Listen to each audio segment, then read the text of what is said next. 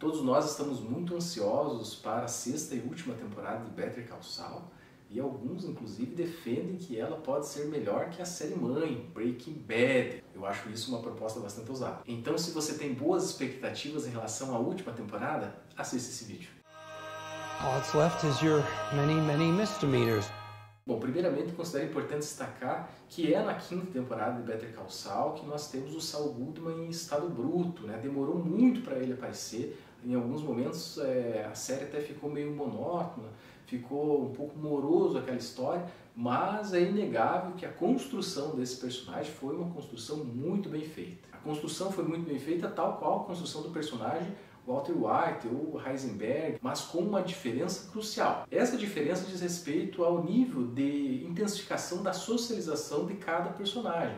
Porque Walter White ou Heisenberg, nós conhecemos pouco, né? Conhecemos um pouco do relacionamento dele com a Gretchen, a relação dele com a empresa, né? Como ele vendeu aquilo, a parte dele, e depois a empresa se torna uma empresa gigantesca, inclusive cotada em bolsa de valores. Nós conhecemos o início da relação com a Skyler, foi meio aleatório, não faziam partes do mesmo universo, né, acadêmico ou da química ou algo nesse sentido. Ela nem aluna, nem professora, nem empresária não era desse ramo. Já o McGill nós conhecemos praticamente tudo dele, né? Nós conhecemos ele na infância, o pequeno comércio da família, a relação dele com o seu pai.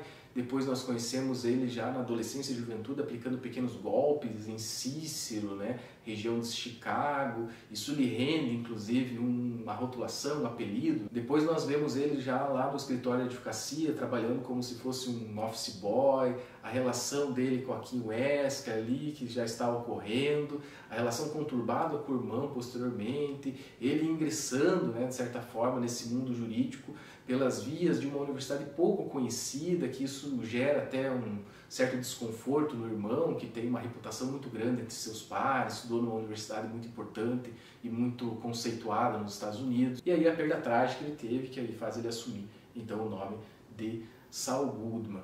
Então, enquanto o Walter White tem esse lado mais misterioso, o Saul Goodman está tudo muito claro porque fez ele chegar ali. Ou seja, se Saul Goodman aparece só lá na quinta temporada, o Heisenberg já aparece nos primeiros episódios. Com tudo isso eu quero dizer que a construção dos personagens, tanto em Breaking Bad quanto em Better Call Saul, é conservadora, muito dependente dos estudos sobre jornadas de heróis, mas em compensação ela é muito bem feita. Só que para além dessa construção dos personagens, essa quinta temporada também nos presenteou com alguns episódios, com alguns capítulos que foram muito acima da média, deixando claro com isso que a série não se preocupa apenas com um aspecto da mise-en-scène. Vou usar como exemplo um episódio chamado Bagman. O diretor usa de muitos recursos para comunicar ao espectador vários aspectos da técnica e da arte cinematográfica. Nesse episódio, o diretor elege, né, o deserto como grande antagonista. Então é um momento onde ele usa planos abertos, ele usa plongé, contra-plongé. Além disso, nós sabemos que o deserto tem toda uma leitura no imaginário social, que é uma leitura inclusive bíblica, né? Os hebreus, eles tiveram que passar pelo deserto, então o deserto sempre é uma referência a um momento limiar na vida de um personagem. Então sim, aquele episódio é muito emblemático dentro da quinta temporada. Embora eu tenha gostado das outras temporadas, eu acho que foi nessa quinta que a nossa curiosidade ficou mais aguçada em relação ao destino de dois personagens específicos. Falo, claro, do Eduardo Salamanca e da Kim Wesker.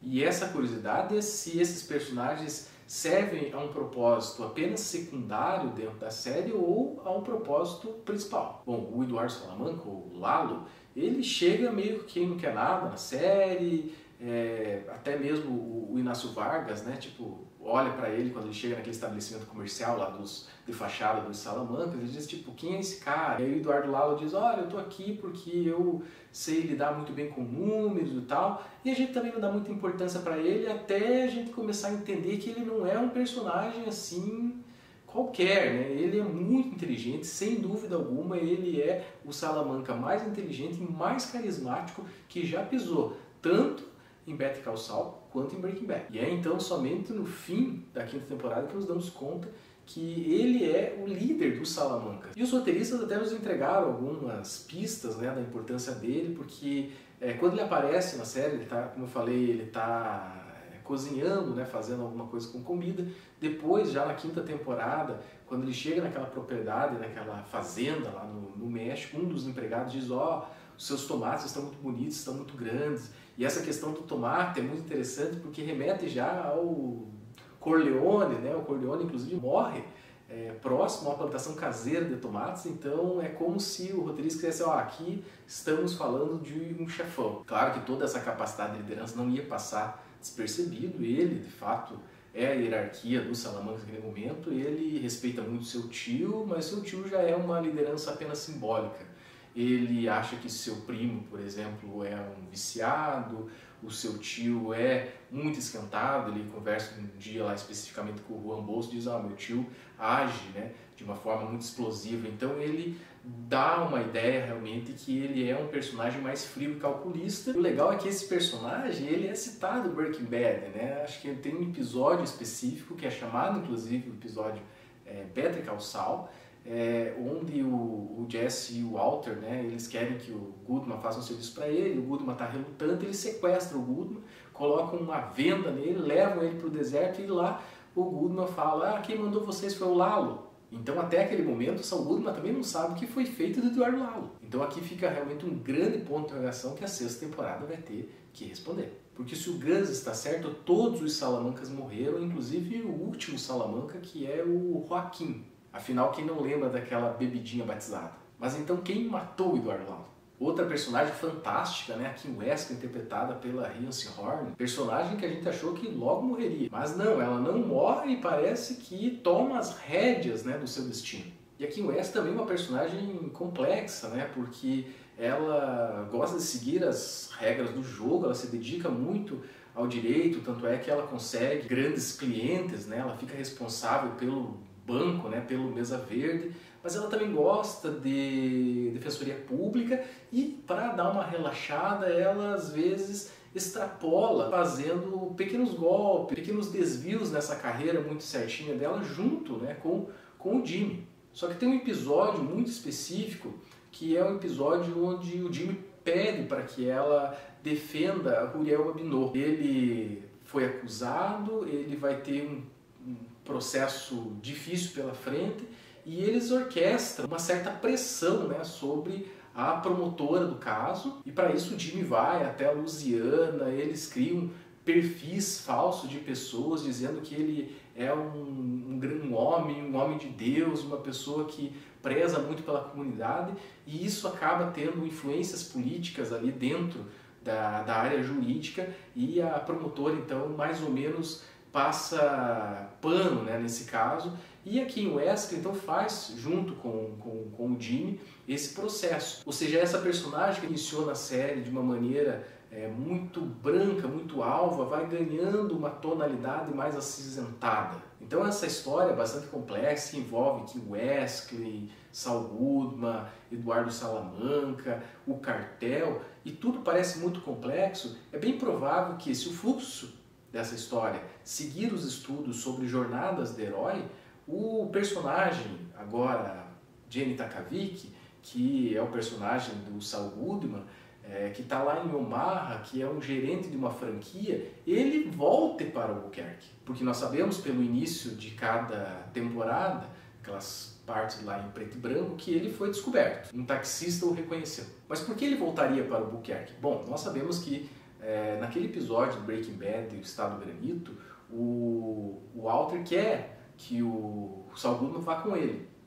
E o Saul Goodman rompe a relação. Ele diz: olha, não vou, acabou aqui entre nós. Até presta para ele uma certa consultoria. Ele diz: olha, aquela sacada do telefone foi uma sacada inteligente, mas quero dizer para você que a Skyler vai ter problemas diante do júri. Então, a partir dali, cada um toma o seu rumo. O Saul Goodman vai para Omaha, no Nebraska, enquanto o Walter vai para New Hampshire, né, o Estado Granito. E aqui o que é muito interessante é que essas partes em preto e branco que iniciam, né, cada temporada, elas estão ocorrendo no mesmo universo temporal do final de Breaking Bad.